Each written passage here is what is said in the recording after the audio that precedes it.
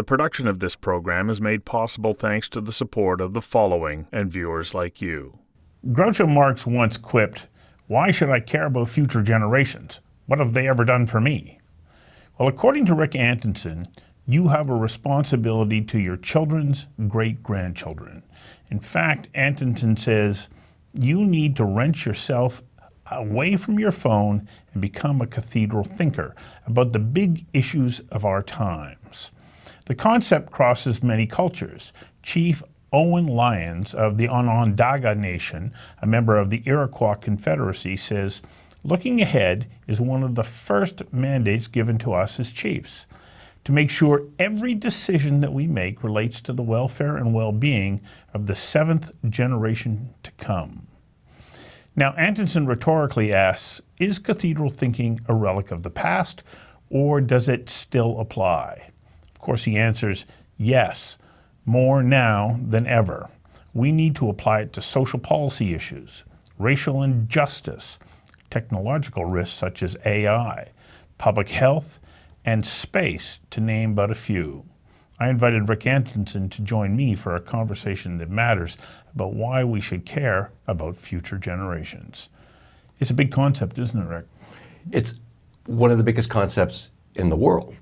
As a grandparent or as any other generation, to begin to think about things that will happen after you're gone, that you can affect by an action today. That's a huge concept, and it's a selfless concept. How do you get to that point that you start to say, okay, I'm going to make a decision right now, and I have to think about what the consequences of that will be, not in the immediate, 5 minutes, 10 minutes, 24 hours, but the next 24 to 50 years? I don't think the original cathedral thinkers, and I'll spend a minute on that, actually consciously started out to be cathedral thinkers. I think circumstances dictated they were. Say in the 1500s, you were an architect in a city in Europe, and they came to you and they said, will you design the new cathedral for our city? You would begin the task knowing you would not live to see it completed. But you would know, because your family would say in the same business, that it could be a granddaughter or a great-grandson or a colleague's great-great-great-grandson who would be doing the final renderings as the spire was coming into place. So your cathedral thought would be along the lines of, it's not what we do that matters, it's what we cause to happen. And that became cathedral thinking. I had nothing to do with the concept. I've simply become an apostle of it. But it, as a concept, has been around for hundreds of years, as long as people have been building cathedrals. And then cathedrals become an illustration for other purposes. So since you introduced this idea to me, I've been doing a lot of reading and thinking about it. Those original stonemasons, though, let's use the church in Minster in southern Germany, which is now the tallest church in the world. Took 509 years to build. You go, okay, no matter what, the people who started went, okay, we want to build something that's going to last. And so that was the beginning of the decision, exactly how it was going to manifest itself over time. So there had to be quality thinking that went into laying the foundation, because once the foundation is what everything is built upon. And is that not quality thinking? And in a way, is that what we're not talking about? I think there's something absolutely parallel to that, and it's this. If you were the stonemason and you were putting in the foundation blocks, you again would know that your family for generations hence would be following in your trade. So you were building a foundation upon which future generations would also build. So it was incumbent upon you to build the best foundation you could, have the cornerstone in the right place, solve some of the challenges in terms of masonry, so that future generations would be building on a solid foundation and could benefit and thrive in their time. So it was, I think, if the person as the stonemason had a cathedral thought, It probably was, we should all be involved in unfinished work. Okay, so that thought, though, is the antithesis of, let's say, Max Weber's The Spirit of Capitalism, Yes. which is, no, you build now to profit now.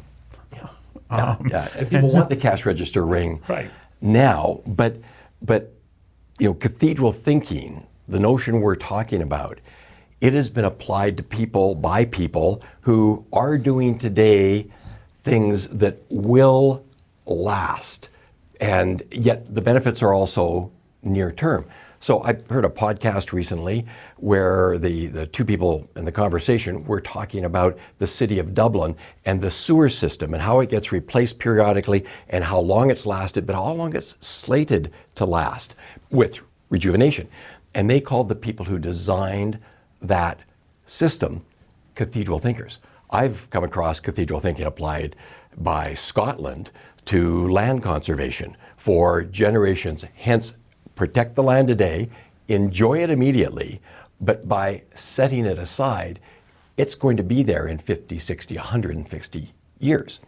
So that's cathedral thinking, or applying the concept in another fashion. Got to get you to hang on for a second while I take a quick commercial break. We'll be right back. The production of this program is made possible thanks to the support of the following and viewers like you. Well, I think I'm glad you brought that point up, because people go, well, how many people are building cathedrals today? Yeah. But we are in so many different ways. Well, one of the things that I came across is the U.S. Constitution is considered to be cathedral thinking. Oh, I like to hear that. I didn't know that, but I get the concept the moment you say it, because now here we are, how long later, they're still having legal cases over the interpretation. What did it mean for 200 years down the road? But the foundation of it remains whole. And Yes. interestingly enough, when you take a look at rulings that come from the U.S. Supreme Court, they go, well, this is what the Constitution says, Yeah. and we are being true to the Constitution, but we need to make sure that we interpret it with a lens that is from today's perspective. Well, and we have a website we just maintain. A friend of mine, Aaron, and myself just have it and keep it going, and it's cathedralthinking.com. And whenever Greta Thunberg, the environmental activist, talks about the solutions for the environmental challenges we're facing require cathedral thinking. We see a bump in the number of people Googling to try and figure out what the concept is. But I've come across it in Australia, where they talk about it as an approach they've identified that gets people rounded up to conserve water, so that good drinking water will be there, not taken for granted. It will be there 50, 60, 90 years down the road. So the cathedral thinking being applied is really good, but it also comes back, I think, to another tenet of what cathedral thinkers realize.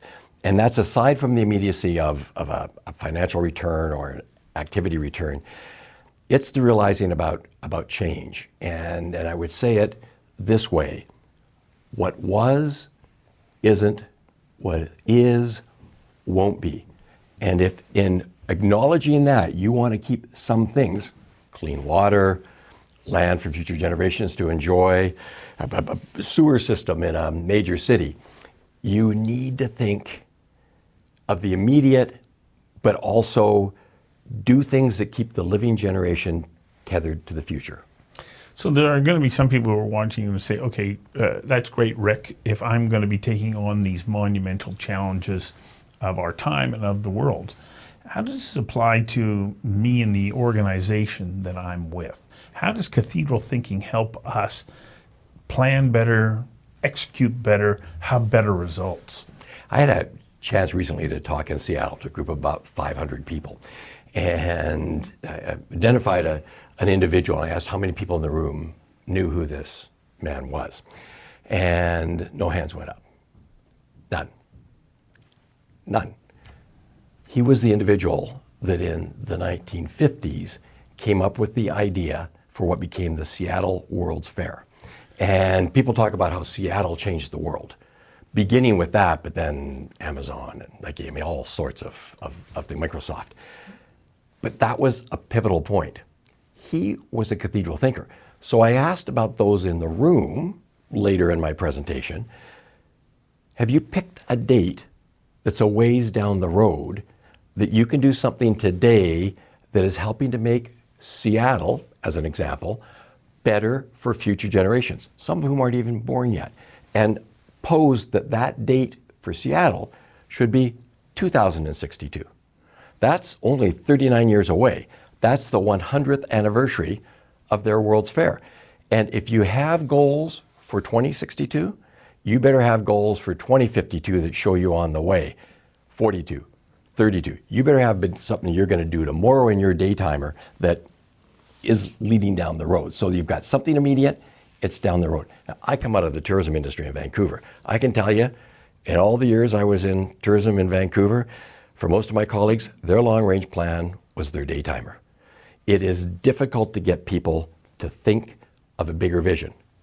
Let's host the Olympics. Let's expand the convention center. Let's train taxi drivers so that we have one of the best most knowledgeable taxi industries in North America.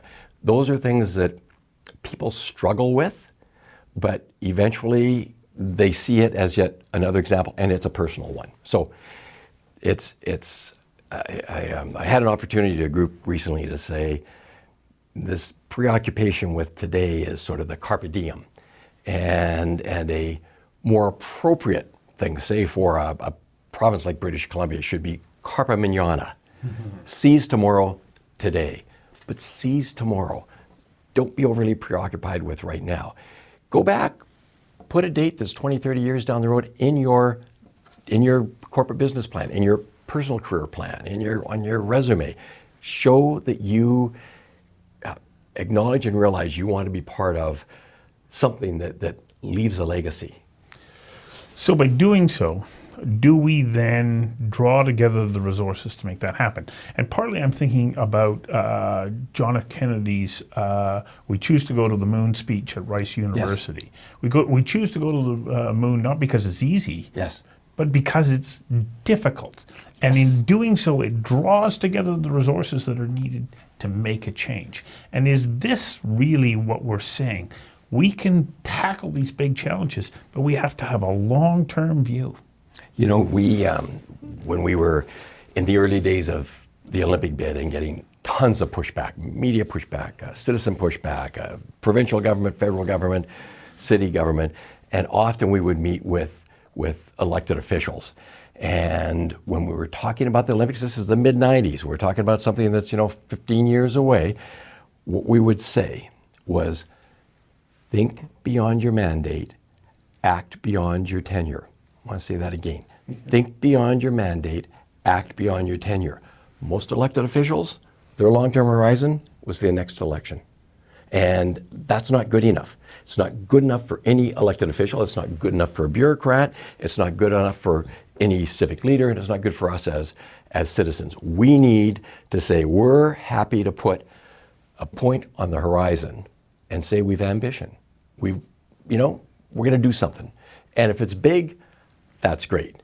If it's modest, that's great too. I think, if you've got grandchildren, you're thinking, how do you help your grandchildren grow into, really interesting young women, young men, and with hopefully being in a world where their passport is welcome and they can travel about and they can see things with eyes wide open and learn as we've been able to do. You can't take for granted that the world is going to be welcoming to our grandchildren when they leave Canada and want to go places. It will only be there if we support government action or international actions that try to keep things reasonably safe for those who want to go on ventures. This is our second break. We'll be back in a moment.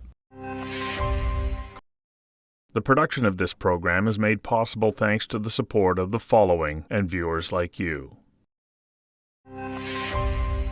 So if we don't do that, we wind up with nothing that we're working towards, and when we arrive there, we still don't have it.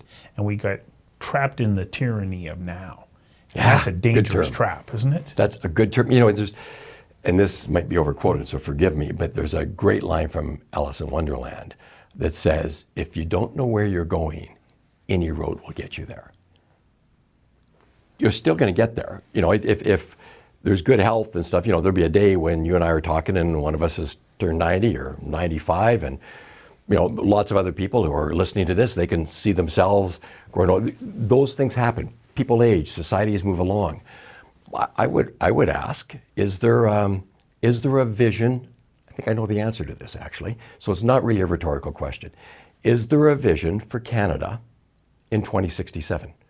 When this country turns 200 years old, will the world get a Canada created by design or by chance?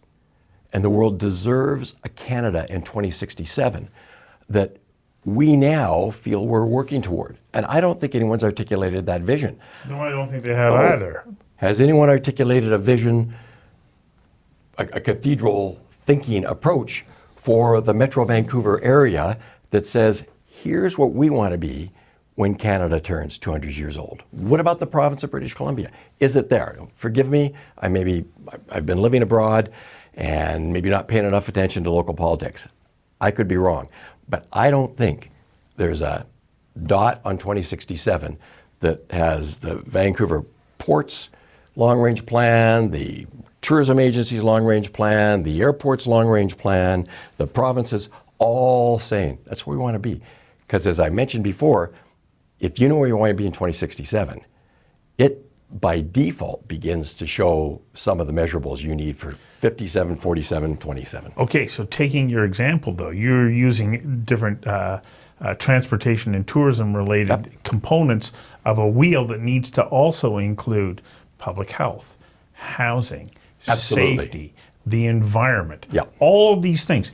So without that vision, you're not bringing all of these energies together to make it happen. There isn't a collective will. True, and the simplification of it is that you can name some agencies that probably by tomorrow afternoon could concoct some meaningful numbers, at least ranges, and begin to put some of the debatables in place.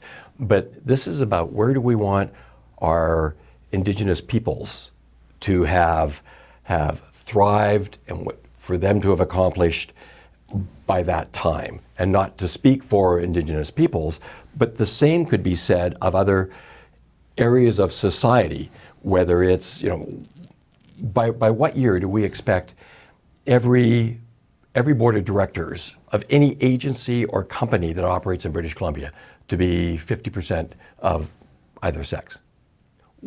By what time do we want to put some of those things down? So when you think of cathedral thinkers on social issues, they've been applied to the women's movement because it was about now, but it was also about where we're going to get. If you look at the civil rights movement in the United States particularly, it was not just about now, but it's about where we're going to get. And nobody's there yet. And both of those movements were decades in the unfolding. Absolutely. You know, Steve Jobs once said that when you look back, you can finally see the dots connected. But when you're looking forward, you can never see the dots connected. And he told the story of dropping out of university, having some free time and walking down a hallway. Talk about serendipity. There's a sign that says a calligraphy course. He's got time. He goes into the calligraphy course, learns how to design, do some lettering, the elements of structure and so forth, which he says is why the Apple computer screen looks the way it does. And in his view, Microsoft poached from their design. So he said anybody looking at a computer screen is seeing a design that is directly as a result of him dropping out of university, didn't see that dot, him walking down the hallway, could have gone for coffee, could have gone to the bathroom, he's walking down. There's a sign up for a one-day only course. He goes into it. All the dots after that make sense to the computer screen that you're going to look at this afternoon, I'll look at this afternoon. So looking back, he sees all those dots. When he did that, had no idea. Third and final break. We'll be right back. The production of this program is made possible thanks to the support of the following and viewers like you. Okay, so that brings up an interesting point and a bit of conflict around saying, well, think long term and don't get caught in the tyranny of now. But what that demonstrates right there is that absolutely every single thing you do has significance. Yeah. You may not know what that significance is for decades to come, but every decision that you make has an outcome, which triggers something else. Therefore, you can never say, oh, well, it doesn't matter. Because it does. Right. You just may not be able to articulate how it matters in this moment. Or if you don't make a decision. So not making a decision is in fact making a decision. It's the decision that you're going to default, or you're going to do that, or you're not going to do that. So all of those have repercussions. In an oversimplified but lovely analogy is, the individual who plants trees. People plant trees all the time. But someone who plants a tree knowing the immediacy of it and the benefits and so forth, and the chore, the getting it all done, but does it knowing that long after they're gone, someone will sit and benefit from the shade cast by that tree. But the planter isn't going to be that person. That's a version of what you had with the indigenous chiefs, 7 generations. What cathedral thinking is that there's more to us being on this planet than us being on this planet, just for our gratification. Well, it's something that's within our grasp if we choose to concentrate. Yes. We have this wonderful little executive brain, the prefrontal cortex, and in particular, the dorsolateral prefrontal cortex, which helps you to concentrate and gives you the ability to look at where we're at now, remember what was in the past, and project into the future. We're the only species on Earth that can do that and record it so that we build that record. And so we have all the tools that are necessary for us to, oddly enough, live in the moment, but also forecast the future and remember the past. So let me hearken back to something I said a little earlier, because I think it's spot on to what you're saying. What was, isn't, and what is, won't be. The challenge, trick, bit about the moment is to try and anticipate what will be, or to be bold enough to say what you want to make to will be. And that's what happens when, the Olympics came to Vancouver and Whistler and Richmond in 2010, and people talk about the bid that started in 1996. But there was a bid to bring the World Olympics to Whistler area in the 1960s. It did not work. Then there was another bid in the 70s. It did not work. The third bid, which was successful, built upon those earlier ones. And we acknowledged the people, when I was with Tourism Vancouver, many of those who were around for the 1960s bid, we acknowledged them as cathedral thinkers of their day, because there were a few of them still around, but many of the others had passed. But their grandchildren or their great-grandchildren were here to welcome the world when the Olympics came, when the athletes were here. And some of them even competed. So they were cathedral thinkers. You remind me of the line in Jim Collins' book, Good to Great. You got to have a great, big, hairy, audacious idea. Yeah. And then just start. Exactly. Start, yes. And then things unfold. I think you've hit it. I've just written a book called Train Beyond the Mountains, Journeys on the Rocky Mountaineer. And toward the end of it, I'm actually with my grandson, Riley, and we're at Cathedral Mountain Lodge. And Cathedral Mountain is gorgeous. The Rocky Mountaineer goes around all of that area. But I write there with the motivation of looking at Cathedral Mountain. I write about 4 cathedral thinkers because they did in their day, or are doing in their day, things that would be tremendous or have been tremendous for future generations. And William Van Horn in building the CPR. Right. James Sherwood, who out of Britain, an American out of Britain, who reclaimed, refurbished, rejuvenated, re-engineered what today is again the Orient Express, and Ron Voss, who has Rovis Rail, all these old coaches he's made safe for today's worthiness, because you've got to do that with Rovis Rail in South Africa, and Peter Armstrong, who has Rocky Mountaineer and takes a multi-generational view of the building of that. So those four railroaders have each in their own way earned the reputation or recognition as cathedral thinkers. It's a concept that we can all apply to our lives, and especially within the organizations that we are a part of. Rick, thanks for your time today. Thank you.